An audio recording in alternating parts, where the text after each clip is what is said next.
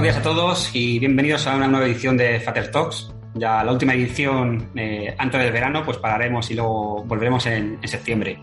El 14 de abril de 1912 es una de esas fechas que quedan marcadas en la historia de la humanidad. Como muchos presuponéis, la temática del Fater Talk de hoy es la fecha en la que sucedió una de las mayores tragedias de la navegación marítima, el hundimiento del Titanic. Seguramente también se venga a la cabeza, de forma pues casi instantánea, la excepcional película dirigida por James Cameron, que se estrenó en 1998 y que fue ganadora de 11 premios Oscar, y gracias a la cual pudimos conocer lo que le sucedió al transatlántico más famoso de la época, más allá, por supuesto, de la bonita historia de amor entre Leonardo DiCaprio y Kate Winslet. Y os preguntaréis por qué hablamos en un Fater Talk del Titanic, ¿no? ¿Qué relación guarda, ¿no? Esa tragedia con la seguridad laboral? Bueno, pues gracias al invitado que tenemos hoy, Antonio José Millán, vamos a ver en los próximos minutos cómo muchas de las causas y errores que provocaron el hundimiento de Titanic son muy parecidas a las que hoy, 110 años después, son responsables de muchos accidentes laborales que ocurren en nuestro país cada día. Lo cual nos lleva a recordar el refrán que dice: quien no conoce su historia está condenado a repetirla. Buenos días, Pepe. Bienvenido. Hola, Carlos. Buenos días. Bueno, Muchas Pepe gracias Millán, por invitarme. Encantado de tenerte ahí con nosotros.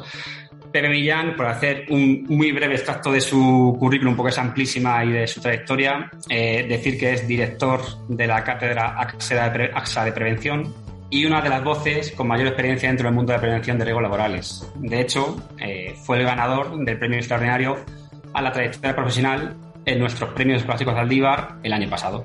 Por si no fuera suficiente su impresionante currículum, Pepe Millán es además promotor del primer y único pabellón de cultura de la prevención existente a la fecha en nuestro país, que está situado en el Parque de la Ciencia de Granada. Y además es comisario de la exposición ¿Pudo evitarse la tragedia de Titanic? La importancia de la prevención. Con lo cual creo que va a ser un Fater Talk de lo más interesante. Pepe, antes de entrar en materia, cuéntanos un poco, háblanos sobre esa exposición tan interesante de la que eres promotor, que como he dicho se llama ¿Pudo evitarse la tragedia de Titanic? La importancia de la prevención. ¿Por qué el origen de esta exposición y cómo surge un poco la idea, ¿no?, de enlazar cosas que parecen tan diferentes como la prevención, tomando el ejemplo de Titanic? Bueno, pues la verdad es que el Titanic, como es obvio, es un accidente mítico, ¿no? Entonces, a la hora de divulgar la prevención, tocar la parte sensible de las personas, pues no es igual que explicar la prevención desde una óptica más burocrática y más elemental. Y nosotros, este año se cumple el 110 aniversario del hundimiento del buque, y con motivo de esa fecha, igual que el año que viene es una fecha capicúa, es el 111, queríamos aprovechar moviendo la exposición en el sentido de que coincidían también otras fechas efemérides y queríamos unirlas. ¿En qué sentido? Pues, por ejemplo, la exposición acabamos de terminar de exponer en Málaga con motivo del 50 aniversario del nacimiento de Salvamento Marítimo en Cruz Roja, que se cumple justamente este año, ¿no? Y queríamos también que fuese un homenaje a la ley de prevención que en 2020 cumplía su 25 aniversario y que por razones de pandemia no pudimos hacerlo. Además, hay que tener en cuenta que la exposición lo que trata es de ligar la ley de prevención, el articulado de la ley de prevención, con las diversas circunstancias que concurrieron en el hundimiento del buque. En este sentido, este año tenemos previsto acabar con alguna otra exposición que culminaremos, Dios mediante, en Madrid, y el año que viene pues querríamos recorrer la cornisa cantábrica, porque es la efeméride, se cumplen el aniversario de distintos institutos regionales. Nos las han pedido también algunas empresas importantes y, desde luego, si la exposición sirve para divulgar la cultura de la prevención y para hacer reflexionar, pues magnífico. Enhorabuena, ¿no? Enhorabuena por la valentía, ¿no?, de montar una exposición de este calibre y de llevar a la práctica esa idea, ¿no?, de relacionar dos cosas que aparentemente tienen tan poco que ver, ¿no?, como es el Titanic, ¿no?, y la prevención, pero que, como vamos a ver en los próximos minutos, tienen muchas cosas y sobre todo muchas causas en común, ¿no? Bueno, el Titanic se puede decir que nació desde el exceso de confianza, ¿no? Se habla que era el buque más grande hasta la fecha construido, el más lujoso y el que también se pensaba que era insumergible, ¿no? ese exceso de confianza a veces también sucede en prevención, ¿no? El trabajador, con el paso del tiempo, pues adquiere un exceso de confianza, minusvalora el riesgo, empieza a perder la percepción del riesgo de sufrir un accidente, ¿no? Sumando así poco a poco, pues, papeletas, ¿no? Que al final le llevan a hacer, pues, a sufrir un accidente de trabajo, ¿no? O desde el punto de vista del empresario, hay ese también a veces exceso de confianza de pensar, bueno, que mi empresa es perfecta, que aquí nunca va a ocurrir un accidente, ¿no? Hasta que de repente, pues, tiene un accidente grave o mortal, ¿no? Y se ve, como veíamos en el Fatetalk anterior, en el que tuvimos a Óscar Barrios, un fiscal, pues se ve imputado, ¿no? por un accidente de trabajo, ¿no? Este podría ser, creo yo, ¿no? El primer paralelismo, ¿no? Entre la historia del hundimiento de Titanic y la prevención, ¿no? Ese exceso de confianza que a veces se produce, ¿no? Hay que hablar en este caso de la dimensión de lo que es la confianza en el trabajo y la dimensión de la confianza en un buque de esta magnitud, ¿no?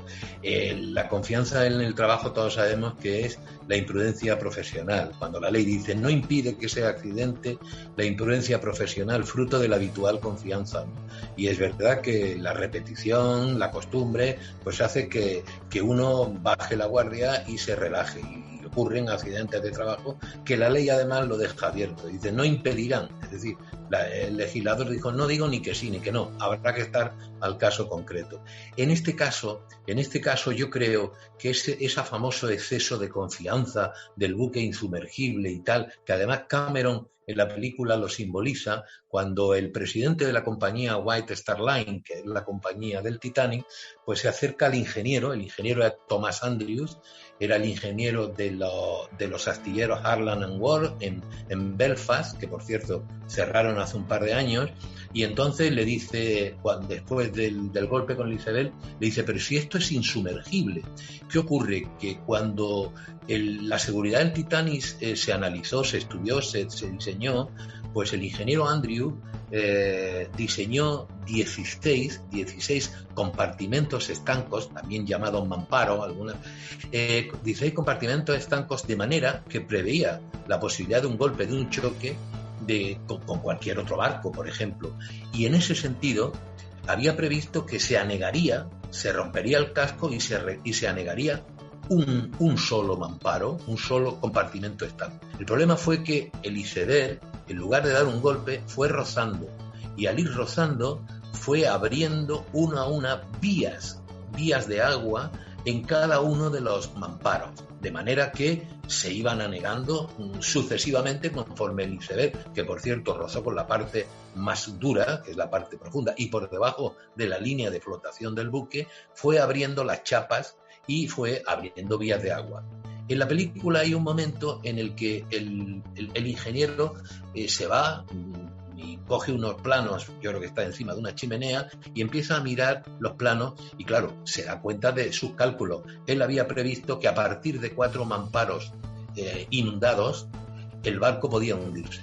Como llegaron a anegarse 5 de los 16, él ya sabía, cuando le dieron el parte, que el quinto se había anegado, que el barco se hundía. No sabría cuánto tardaría, grosso modo, tenía unos cálculos, podría tardar 2 horas y tal y cual, y así ocurrió. Ocurrió que se anegaron todos.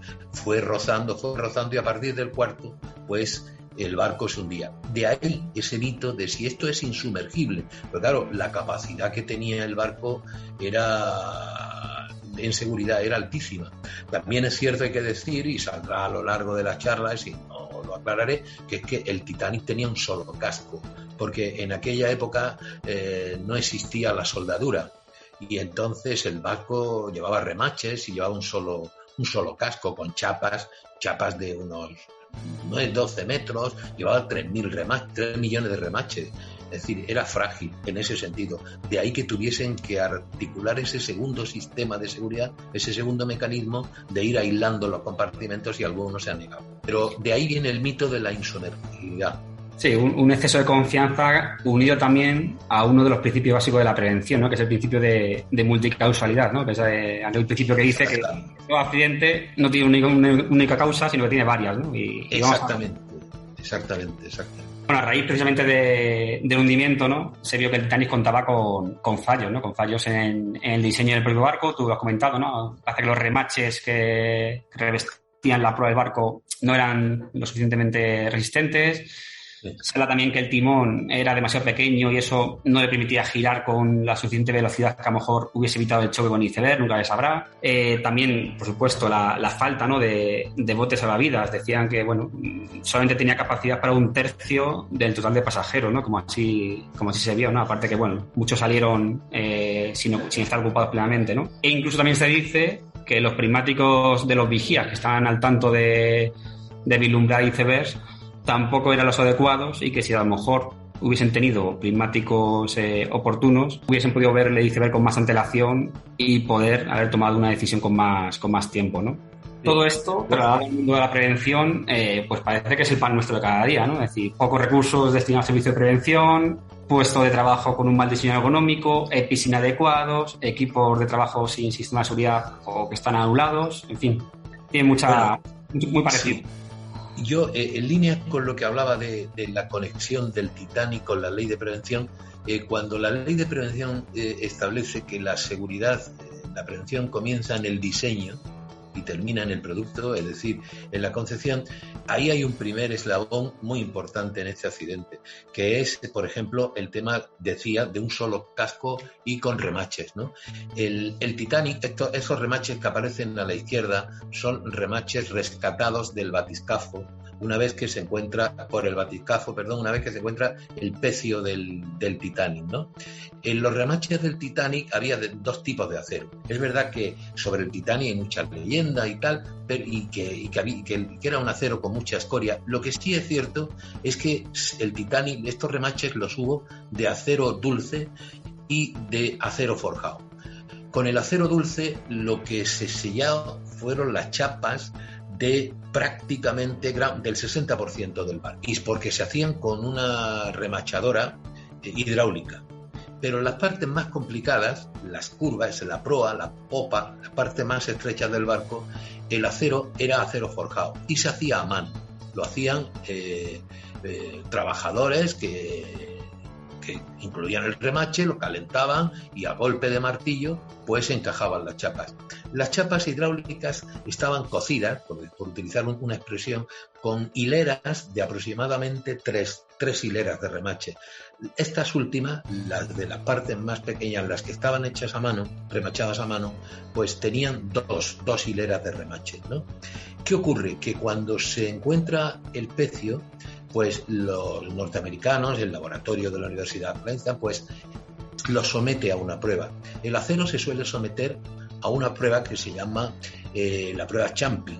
En la prueba Champi, o el ensayo Champi, como se conoce, lo que se hace es estudiar la transición del material, la transición de dúctil a frágil. Un material frágil es un material que se rompe, y un material dúctil es un material que se flexiona. El ejemplo que siempre se pone es el chocolate. Si yo caliento chocolate, pues lo doblo. Si lo tengo frío, lo rompo. ¿Qué ocurre? Que el nivel de fragilidad... el agua estaba a -2 grados aquella noche. Y el nivel de fragilidad del metal estaba por encima de 0 grados. Cuando se golpea, normalmente la prueba se le da con un golpe, con un péndulo, al metal, el metal se partía. Y se partía porque además tenía muy poca tenacidad. En este tipo de pruebas la tenacidad consiste en la cantidad de energía que es capaz de absorber el material una vez que se le da el golpe, ¿no? Y entonces, claro, si la fragilidad, es decir, la rotura estaba por encima de 0 grados y el barco iba sumergido en un agua que estaba a -2 grados, estaba claro que cualquier golpe rompía los remaches, más allá de la calidad, de la no calidad. Y luego has tocado otros temas que son muy interesantes, porque, por ejemplo, con respecto al timón, la información que yo tengo, esta parte del timón, nosotros simplemente se la ponemos en una especie de miscelánea en la exposición, haciendo mención al último libro que tuvimos ocasión de leer, que es un libro que se llama Good and Gold, bueno como el oro, y está escrito por una escritora británica que se llama Louise Patten, que era la esposa del secretario de Educación, es un lord. del Partido Conservador. Entonces, ella, curiosamente, es la nieta del segundo oficial del Titanic, de Lee Toller. Y en este libro, salió en el año 2010, dice que relata el secreto mejor guardado de la historia, que su abuelo lo ocultó por ser fiel a la compañía White Star Line y evitar indemnizaciones, etc.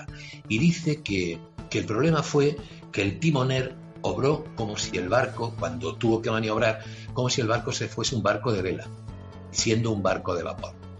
Esa hipótesis es relativísima, porque ahora después, si queréis, os explicaré algún experimento que hemos hecho con el Colegio de Ingenieros Navales y vemos que el barco siempre, cualquiera que hubiera sido la maniobra, siempre golpea, si giras a estribor, si gira a vapor, si aceleras la velocidad, si reduce velocidad, si paras máquinas. De hecho, tenemos un interactivo en la exposición que la gente puede automaniobrar y ver cómo se producen esas maniobras según lo que hagan, ¿no? Y siempre choca con el iceberg. Bueno, visto lo visto, pues se podría decir que cada acción de trabajo que ocurre es realmente como si fuera un pequeño hundimiento de Titanic, ¿no? A pequeña escala, en el sentido de que multitud de pequeños errores concatenados, ¿no? Que al final... Carlos, si perdona un segundo, y me has tocado dos temas muy interesantes, porque has tocado el tema de los prismáticos. El tema de los prismáticos es uno de los temas más importantes, porque, más importantes, aclaro. Cuando el barco va a salir de Southampton, en Inglaterra, hacia Estados Unidos, hacia Nueva York, pues la compañía White Star Line, al segundo oficial, que era David Blair, le cambia el turno.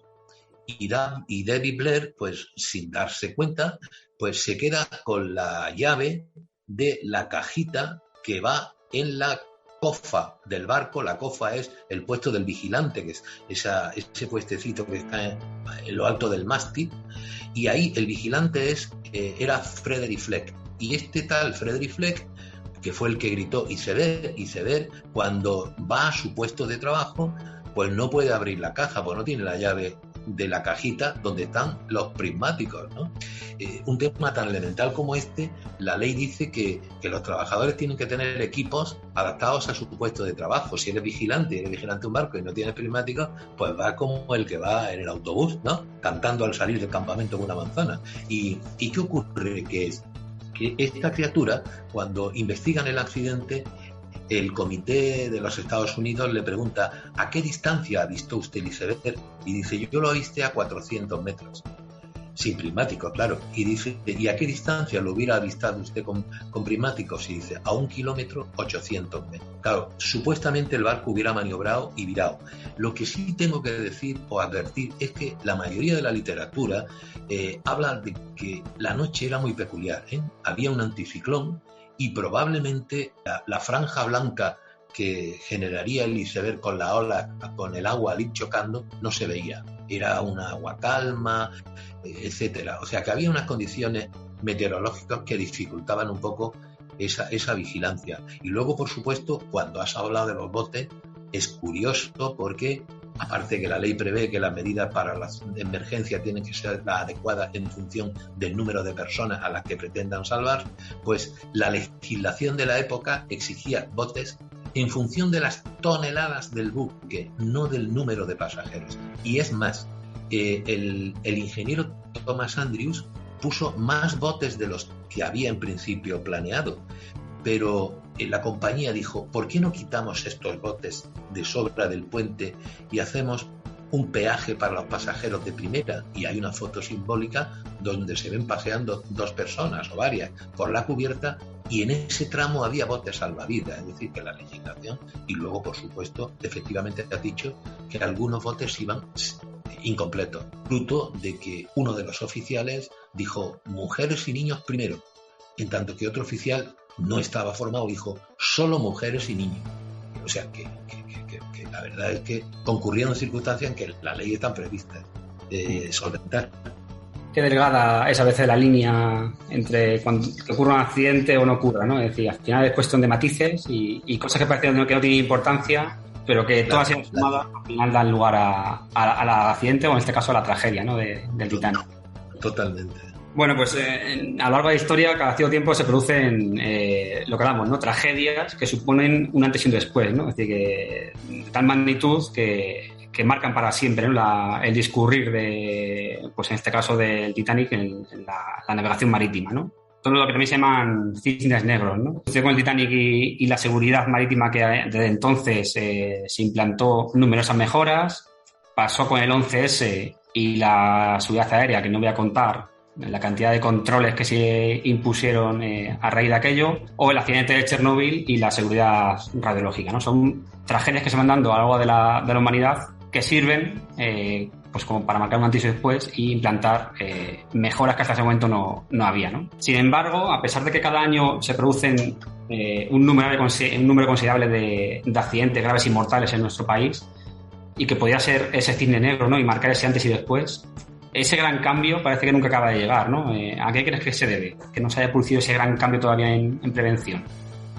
Bueno, yo creo que por la atomización, es decir, los accidentes graves y mortales, la dispersión de los accidentes graves y mortales en materia de seguridad, prevención con carácter general en las empresas, pues yo creo que, primero, desde luego está claro que después de un accidente se toman las medidas adecuadas para que no ocurra, siempre con cuidado, en el sentido de que una de las cosas que a mí me preocupa a la hora de analizar la seguridad es el conocido sesgo de retrospección. Es decir, algo así como hacer la quiniela los lunes. Si hubieras hecho esto, claro, eso además en la legislación está protegido. O en alguna ocasión he contado que eso figura en la ley de consumo en materia de juguetes y tal, en el sentido de que no prejuzga culpabilidad el hecho de que no hubiera estado puesto antes. Y eso los americanos lo tienen muy claro. Muchas veces he puesto el ejemplo del tren Alvia. Cuando estaba tenía el sistema ASFA y no el RTMS, que era el europeo. Si cuando fue el accidente ponen de inmediato el RTMS, pues el juez hubiera dicho, ve usted, si hubiera estado puesto, ¿qué ocurre? Que para no retraer el arreglo de ese problema, para que la persona no oculte cómo se podría haber evitado el accidente, eso no prejuzga culpabilidad. De manera que ocurre el accidente, ponemos el freno RTMS y no pasa nada, y luego tendremos el juicio, pero eso no prejuzga culpabilidad. Bueno, pues en este tema de los accidentes que decía, mortales y graves, como hay mucha dispersión, pues casi toda la política preventiva pues está muy orientada a las buenas prácticas, a ver si copio, ¿no? Esa especie de benchmarking, a ver si copio de aquel, a ver cómo lo hizo y cómo no me ocurre. En materia de cisnes negros hablamos de temas mayores, ¿no? No digo accidentes mayores en el sentido jurídico del término, sino temas mayores. Y desde luego el Titanic dio lugar, como ponéis ahí, a que apareciese un convenio que fue el convenio SOLAS, que es un convenio, yo no sé por qué edición irá, ahora irá por la 7ª edición. Los buques tienen doble casco, por supuesto tienen que tener botes salvavidas. Hoy ya hay botes de última generación que llevan incluso alimentos dentro y geolocalizadores, etcétera. En fin, hubo un cambio altísimo. Y en la aviación también se ha producido, pero no ya por el 11S, que el 11S nos ha inundado, nos ha negado los aeropuertos de controles de explosivos, en los zapatos, siempre porque han descubierto a alguien que llevaba explosivos. De cada accidente ocurre. Y un tema muy interesante, por ejemplo, en aviación, es que la Federación Americana de Aviación, en el año 2013, dictó lo que ellos llaman una SAFE, una regla de seguridad. ¿Por qué? Porque ellos habían detectado lo que denominan el capitán Siliz, y es que en los accidentes analizados aéreos en los últimos 10 años habían visto que había un abuso del piloto automático, de ahí que hablen del capitán Silicio. Y esa SAFE, esa recomendación a las compañías, obliga a que el piloto lo haga manualmente al menos la mitad del trayecto. ¿Por qué? Pues porque el automatismo acaba con las destrezas. Entonces, cuando hay un incidente, pues vieron que los pilotos no tienen habilidades, que ha habido accidentes por falta de habilidades, fruto de que una vez que está en punto de automático, pues comienzan a hablar. ¿Qué es tu hijo? ¿Qué hace? ¿Qué estudia? Pues no, me mudo, ¿dónde veraneas? Y tal. Y luego, por supuesto, en materia nuclear, como decía, Pues yo creo que Chernóbil ha servido fundamentalmente para generar un movimiento antinuclear muy, muy, muy importante, ¿no? Igual que ha ocurrido con Fukushima, ¿no? Por tanto, de los cisnes negros salen grandes remedios. Tú decías antes que, yo lo digo en otros términos, utilizando al poeta Rilke, solo la historia os librará de la historia, ¿no? Es decir, que sirven para mejoras contundentes. Ojalá, ¿no? Ojalá llegue en prevención ese gran cambio, ¿no? Y la prevención adquiera esa importancia y peso que merece tener, ¿no? Porque sí, desde luego los datos ahí están, ¿no? Cada año cientos de accidentes graves, mortales, y bueno, con que hubiera uno ya sería suficiente, pero si encima hay más, pues con más motivo todavía, ¿no? Bueno, vamos a hablar también de lo que hablamos un poco antes, ¿no? De esos pequeños matices que parece que no tienen importancia, pero que al final se ve después que tienen mucha importancia en el accidente, o en este caso la tragedia del Titanic, ¿no? Se habla que antes del hundimiento, cuando el Titanic ya estaba dañado por el iceberg, lanzó un telégrafo, pues en aquel momento el medio de comunicación más avanzado que había por entonces, un mensaje de SOS a los barcos que había por la zona, pues para pedir auxilio, ¿no? Sin embargo, el barco que estaba más cerca del Titanic no recibió ese mensaje de ayuda porque el telegrafista de ese barco decidió cortar la comunicación con el Titanic porque al parecer, pues bueno, no mucho feeling entre el telegrafista del Titanic y el de este barco, ¿no? Al parecer el telegrafista del Titanic le dio una mala contestación al telegrafista de este barco y a raíz de eso pues decidió cortar la comunicación y descolgar el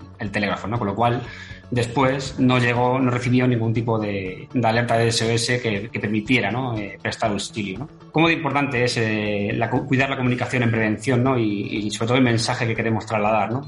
A nuestros trabajadores, a nuestro equipo. Bueno, en este caso que cuentas, de verdad, en la exposición, en este caso, lo que se asocia con la ley de prevención es en la coordinación de actividad. Es decir, en un determinado espacio concurren distintas empresas, en un determinado espacio, en este caso, concurren distintos buques, ¿no? En una situación además de riesgo, ¿no? El tema que cuentas es que el primer barco que avisa a los barcos que están en la zona es el California. El California avisa a los barcos de que, cuidado, que hay grandes bloques de nieve, de hielo, que vienen a una velocidad importante y que hemos parado. Entonces se lo lanza al Titanic, entre otros, ese mensaje lo recibe el Titanic. Lo que pasa es que, como decía, la tormenta perfecta aquí es que se dio, porque resulta que esa cabina de radiotelegrafo que estáis ahí poniendo en la imagen es la cabina de los dos radiotelegrafistas de la empresa Marconi, porque el radiotelégrafo del Titanic iba subcontratado con la empresa Marconi. Entonces, en esa cabina había una avería 2 días antes y no había manera de arreglarla. Y aquella noche que parece algo, bueno, una serendipia, aquella noche se arregló. Pero había colas de telex de pasajeros a sus familiares, pues lo típico, después de 2 días, pues ahí había estaban atascadas la emisión de telegramas. Hemos comido muy bien, qué bonito es, hemos estado en un gimnasio, tuvimos un baile anoche, etcétera, etcétera. Y cuando los radiotelegrafistas del Titanic reciben el radiotelégrafo del California, deciden dar prioridad a los telex de salida. Y entonces, en un momento de tensión, porque tiene mucho cúmulo de trabajo, pues le da una mala contestación. Hay versiones que le dicen, bueno, voy a omitir el puñeta, ¿no? Por decirlo suavemente. ¿Qué ocurre? Que en esa controversia, el capitán del barco Carpathia, que era el capitán Stanley Lord, pues le avisa un suboficial de que está viendo señales blancas. Entonces se levanta incluso de la cama, va a verlas, tiene dudas, pero las achaca a otro barco que pasa. Incluso algunos creen que lo que hay es una fiesta y están tirando cohetes, etcétera, y hay una gran controversia. De hecho, tengo que decir que uno de los problemas que tuvo el California es que los estudiosos del Titanic están divididos entre lordistas y antilordistas, porque los hay partidarios del capitán Lord y antipartidario del capitán Lord, en el sentido de que no hizo eso, de que fue culpable, que no fue culpable. El análisis más severo que hay ahora mismo sobre el comportamiento del Carpathia es cuando ha aparecido el pecio del Titanic se han estudiado las distancias a las que estaba el Carpathia para poderlo haber socorrido. Una hipótesis que disculpa al capitán Lord es la de que el Titanic, al caer, las tormentas, las corrientes, lo hayan movido de posición. Lo cierto es que hay partidarios de que a esa distancia era mentira, no pudo ver esas señales a esa distancia, ¿no? Y entonces, el último dato que se ha analizado es que el California llega a la zona del Titanic a las 7:30 de la madrugada. Llega a esa hora ya estaba el buque Carpathia, que es el buque que había recogido a los náufragos, y ya se iba para Nueva York. Lo que le dice el Carpathia al barco California es que haga una batida por la zona por si encontrase algún otro náufrago, pero ya muy residual, ¿no? Que de hecho no encuentran a nadie, a ningún superviviente, ¿no? Entonces, bueno, falló coordinación. ¿Fue culpable el del California? Pues por no persistir, pues como no sabes lo que va a pasar, te enfadas con un barco que te diga, oye, vete a fray puñeta. Fue culpable concurrió, si el del Titanic no está averiado y no tiene colas de telegramas, pues no ocurre, ¿no? Entonces, en ese caso, lo que sí está claro es que faltó coordinación, eso es obvio, ¿no? Fuese quien fuese. De hecho, hubieran llegado barcos cercanos y hubieran rescatado a los náufragos. Y desde luego este en principio era el barco más cercano. Lo que ellos defienden es que la lejanía que tenía es falso de que hubiesen sabido interpretar las luces correctamente, ¿no? Sí, seguramente sea una de las asignaturas pendientes, ¿no? La prevención, las actividades empresariales, que no deja de ser, pues, comunicación, ¿no? Es decir, intercambio de información entre los protagonistas, ¿no? Entre las empresas que van a participar, van a trabajar en un mismo lugar, ¿no? Claro. Cómo trasladamos el mensaje, el cómo utilizar bien el lenguaje para conseguir nuestro propósito y al fin y al cabo pues hacer de la prevención pues algo atractivo, ¿no? Mira, el año pasado tuvimos la suerte de tener aquí también en un Fater Talk a uno de los mayores expertos, ¿no? En PNL, en programación neurolingüística, que es Xavier Pirla. Dejó muchas reflexiones y muchas frases interesantes. Yo me quedé con una que decía que no hablamos a las personas, sino que hablamos a los cerebros de las personas, ¿no? Lo cual, ese matiz parece que no, pero entendiendo eso y como punto de partida creo que si entendemos lo que significa esa frase, seguramente mejoraríamos mucho la forma en cómo nos comunicamos en prevención, ¿no? Hombre, claro. El tema quizá de comunicación más ajustado que yo he leído, por lo menos que conozco, es el del accidente de los rodeos. Es decir, que después de aquel accidente cambia la comunicación aérea. Es decir, porque algunos términos no se entendía. Incluso el controlador aéreo no dominaba bien el inglés y cambiaron las claves, ¿no? Internacionalmente. Bueno, volviendo a hacer un símil con el Titanic y ya sí. Pues, también un poco en plan filosóficos, ¿cuáles son los icebergs más peligrosos a los que actualmente se enfrenta la seguridad laboral y también en un futuro más cercano? ¿Cuáles son los retos, ¿no? Los icebergs más peligrosos? Bueno, los icebergs, bueno, ojalá supiese yo con exactitud cuál, ¿no? Pero, vamos, a mí se me antoja pensar que los grandes problemas ahora, más que estén de moda, porque todo el mundo hable de ellos, son los problemas de salud mental, la psicosociológico, porque el contexto primero lo abona, es decir, la situación de incertidumbre que hay mundial después de una pandemia, de crisis, de guerra, el problema de los cambios que operan en las empresas, ¿no? La transformación del trabajo, el debate que hay abierto, si va a haber teletrabajo, si no va a haber teletrabajo, el empeño de las empresas en la retención del talento, que esto de la retención del talento queda muy bien en las empresas de vanguardia, en las grandes multinacionales, pero esto va a ir bajando el escalón, y hay un tema muy curioso, porque que ya se ha estudiado siempre en psicosociología, lo estudiaba Heffer, que es que el salario no es todo, ellos le han llamado siempre a eso factores de higiene, le llaman baterías, porque una vez que pasa un tiempo lo engulles, lo digieres y pasa a tu cuerpo y no le das valor, acaba. Entonces el objetivo es poner generadores en las empresas, ¿no? Y en ese sentido hay un tema que a mí siempre me ha llamado la atención, que en el libro de la innovación que sacó la Unión Europea hace ya años, cuando estaba de presidenta de la comisión Henrique Besson, la francesa, sacó un libro que al final daba 8 o 10 entregas simbólicas sobre los cambios que venían en la empresa y son los cambios que ya están.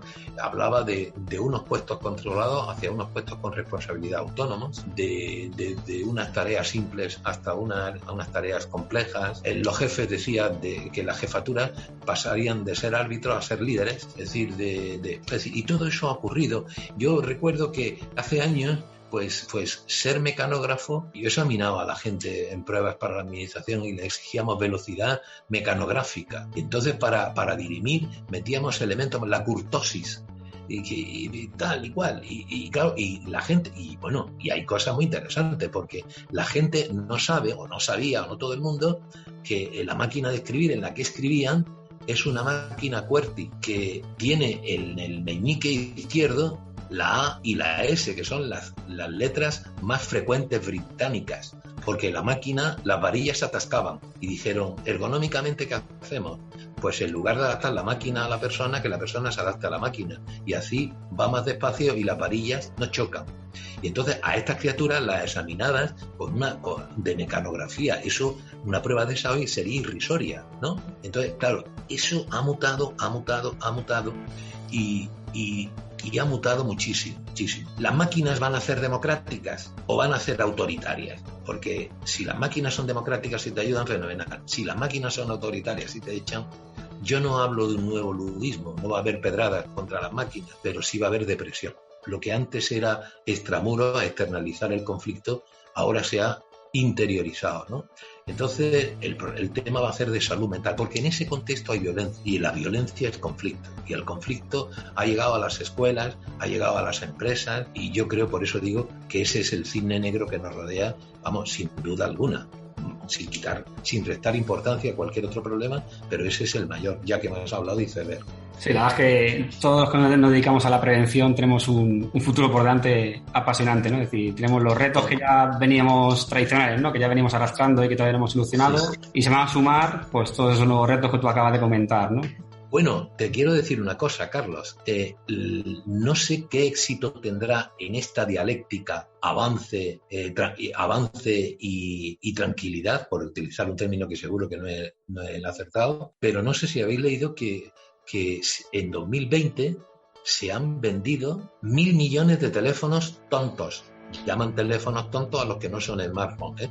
Y no sé si habéis leído que la encuesta que acaba de dictar Reuters con la Universidad de Oxford habla de que el 60% de la población se está desconectando de los informativos. Se ha desconectado, porque no les aporta más que tensión, etcétera. Eso es la punta, hablando de iceberg, es la punta de un iceberg que viene. Pues yo creo que va a haber movimientos sociales muy importantes de ruptura parcial de los modelos, que van a hacer reflexionar a los modelos para replantearse, porque como en todas las organizaciones hay 4 partes: inicio, consolidación, desorganización y reorganización. Entonces yo creo que ahora mismo estamos en una desorganización por mucha informática, digitalizaciones, que nos va a llevar a una reorganización en la que va a tener parte estos movimientos sociales y esta reflexión de, no te digo felicidad, pero sí de estabilidad emocional. Sí, al final, bajo mi opinión, ¿no? Lo más importante es anticiparse, prevenirse y, bueno,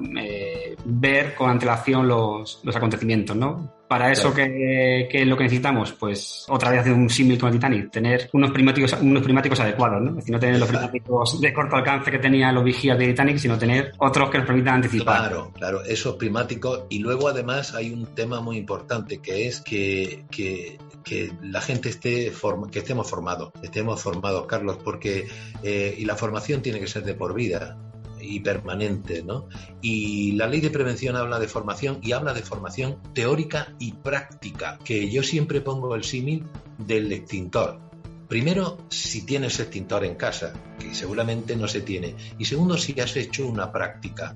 Porque fíjate, en el Titanic hay un tema muy interesante, que es que hay el capitán del buque que va en auxilio de los náufragos, el buque es el Carpathia, es el capitán Arthur Rostro, y fue condecorado por la reina, nombrado comodore y tal, por su actuación, porque estando dormido, digamos, en su cama, pues lo despierta un marinero y le dice que hay que socorrer a un barco, tal y cual. Y estando soñoliento, pues se está vistiendo, toma más de 16 decisiones acertadas. Entonces, esa cualificación tan especial, a mí siempre me llamó la atención, y cuando estudiaba el tema, recuerdo que leí del profesor James Reason. James Reason es un catedrático de Manchester, este hombre es muy mayor, pero es probablemente el mejor especialista del mundo en grandes siniestros. Ha estudiado el accidente del Challenger, todos los grandes accidentes del mundo, ¿no? Y yo coincidí en Granada con él en unas jornadas y le pregunté, profesor Reason, ¿por qué llama héroe al capitán Rostron en sus libros? Y me dijo, pues porque yo he tratado, Millán, de enlatar, era la frase que utilizó, además no se me olvida, enlatar a estas personas, tipificar a estas personas, pero no lo he logrado. Por eso les llamo héroes. Son personas que se salen de lo común. ¿Y por qué digo esto? Pues porque en prevención yo he observado muchas veces que en los planes de emergencia, pues a la hora de nombrar la brigada, pues dicen Ricardo Fernández, tu brigada, tú cubres cuarta planta, pero nadie ve la cualidad, la actitud, la capacidad. Claro, nombrar en un papel a gente muy fácil, pero cuando hay una emergencia, si no tiene enseñanza práctica y desde luego no tiene cualidades, el plan de emergencia no sirve para nada, ¿no? Y este es uno de los ejemplos que ponemos en la exposición, porque es muy interesante y es un guiño a que las personas que se designan para puestos en responsabilidad tengan práctica y cualificación y actitud, ¿verdad? Bueno, Pepe, a modo ya de resumen, ¿no? Y para terminar este viaje que hemos hecho, ¿no? Por la historia del Titanic, más rápida, ¿qué enseñanza nos aporta a la prevención y si hemos aprendido algo? ¿Hemos servido para aprender algo? Bueno, nosotros la enseñanza que hemos aprendido muchísimo. De hecho, yo hablaba antes de los cambios que había habido en el convenio SOLAS, ¿verdad? En el convenio SOLAS. Yo creo que el Titanic, el utilizarlo nosotros es por el carácter, sobre todo el carácter mítico y la enseñanza emocional. El tema de la enseñanza emocional es muy importante. La formación, yo me atrevo a decir que lleva muchos años muy burocratizada, muy sistemática. De hecho, si uno coge desde los niños, donde hay movimientos, sobre todo en Italia, que dicen, oye, ¿cómo puede a la hora de comenzar una clase en un pasillo oírse cerrarse las puertas como si estuviera uno en un campo de concentración, ¿verdad? Un silencio absoluto, falta luz, falta color en la infancia. Y entonces, en este caso, la formación necesita el componente emocional. Ya que has hablado tú del 11S, yo muchas veces he preguntado en clase, ¿dónde está usted el 14 de marzo del 2010? No lo sé, 17. Y dice, pues no lo sé. Y en cambio le pregunta, ¿dónde estaba el día del 11S? Y te dice, pues estaba con mi prima. Es decir, ese reflejo, eso que ya los griegos llamaban en el dios del tiempo el Kairos. El dios Kairos, que es el dios que te deja la huella de la vida. Cuando ellos tenían tres dioses, el dios Cronos, el dios Kairos y el dios Aion. El dios Cronos es la nada, es un reloj para nosotros, el cronómetro. El dios Kairos es tu vida. Si yo te preguntase, Carlos, que no te lo voy a preguntar en público, obviamente, sobre todo para que no me desveles tus secretos, Carlos, ¿qué ha sido tu vida? Pues tu cerebro va a hacer un recorrido y un extracto y una selección y va a hablarme, me va a contar lo que de verdad ha sido su vida, lo que se te ha quedado. Pues entonces, todo lo que sea acercarse a eso, a la parte emocional, eso es consolidar formación. Luego vendrán las destrezas, etcétera, ¿no? Y entonces por eso el tema actual del que nos ha aportado esto como enseñanza y que nos debe inspirar en la prevención, a mí me agrada el movimiento actual en materia de competencias, porque toca tres patas o tres pilares que son fundamentales. Uno que es obvio, que es la aptitud. Usted tiene que saber. Si no sabes, es que el cerebro no te funciona. La segunda es querer, que esa es la actitud. Es como cuando un alumno entra en clase y va para cumplir el horario, pues no va a aprender. Y la tercera es las destrezas, saber hacer. O sea, saber, querer, saber hacer. Entonces, ese movimiento que hay actualmente en prevención debe ser muy importante, porque va a ser una vuelta de tuerca para que los prevencionistas salgan formados de verdad, por supuesto concienciados y de verdad. Y accidentes como este y los grandes accidentes son los grandes motores que nos permiten que la gente los conozca. Por eso un accidente que ha sido como este, que ha tenido varias versiones de películas y que es actualidad, y que estoy convencido que dentro de unos años, igual que el Parque Jurásico se está renovando ahora, pues se renovará el accidente del Titanic, pues es fundamental. Estos cisnes negros al final en la enseñanza, lamentable o afortunadamente, son fundamentales.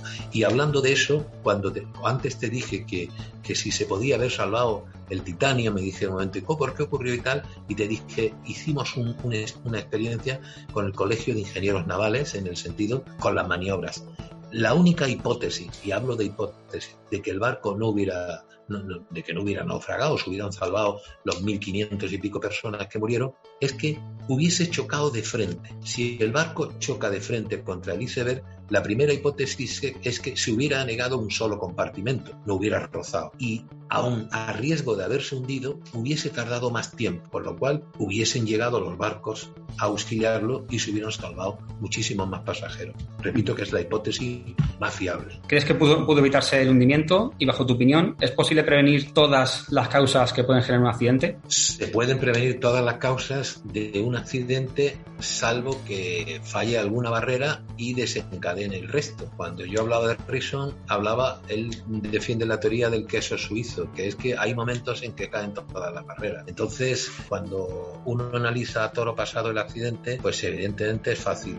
A priori, o hay una obsesión y una creencia en evitarlas, o se burocratizan, ¿eh? Y yo creo que nosotros ya hemos atravesado una época, la hemos atravesado porque ha pasado de mucha prevención papel. Hemos tenido una prevención papel por razón de que las responsabilidades se han multiplicado y ha habido un énfasis en penalizar las conductas y generar un miedo que ha llevado a la gente al papel, por otra parte. Y ahora es la era de la técnica. Hay que aplicar la técnica y la formación, porque aquí al final hay fallos humanos y fallos técnicos.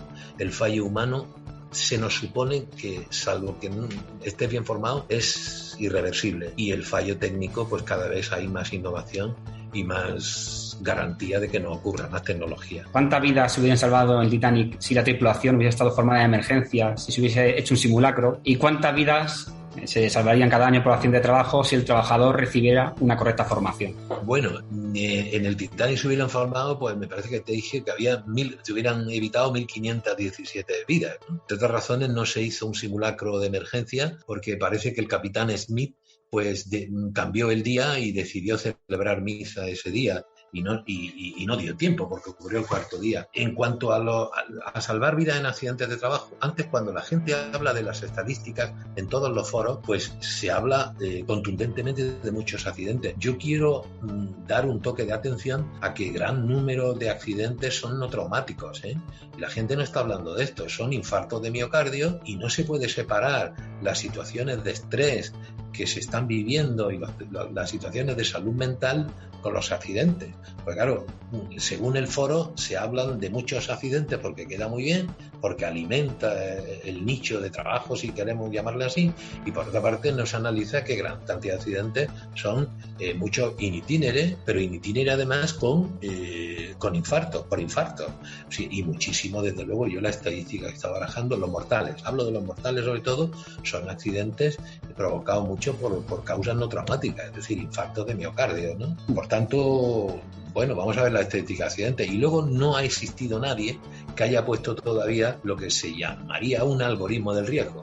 Es decir, ¿a cuántas situaciones de riesgo se enfrenta una ciudad o un país o un polígono industrial para saber si se avanza o se retrocede? Claro, las situaciones de riesgo pueden ser infinitas, ¿no? No lo sé. Ahora mismo, por ejemplo, yo hablaba de accidentes de tráfico. Pues aquí en España estamos por reducir las velocidades y tal y cual. Y al otro día el director de tráfico. En Holanda están por los espacios abiertos, que consiste, en que no hay aceras y tú te cruzas con el tren, con el tranvía, con la moto, con la bicicleta, pero se supone que ahí lo que opera es lo que se conoce como homeostasis o compensación del riesgo en psicología, que es que cuando crees que estás en situaciones de peligro, tienes más precaución y entonces vas despacio y hay menos accidentes en Holanda y allí no hay aceras, la superficie de la calle es plana y tú miras, hay unas señales y te cruzas.